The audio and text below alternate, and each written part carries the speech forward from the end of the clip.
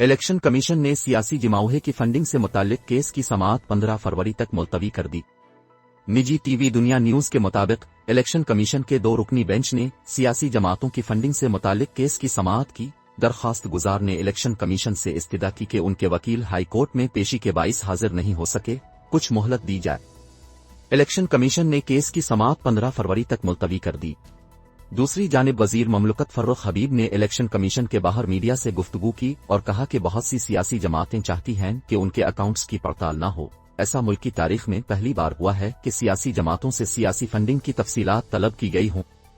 انہوں نے مزید کہا کہ پاکستان تحریک انصاف کی سکروٹنی کمیٹی کی رپورٹ سب کے سامنے ہے، جس میں بھارت اور اسرائیل سے فنڈنگ کے کوئی ثبوت نہیں۔ مریم، بلاول، فضل الرحمان بڑھ کے مارتے تھے، مگر اب وہ اپنی فنڈنگ کا حساب دیں۔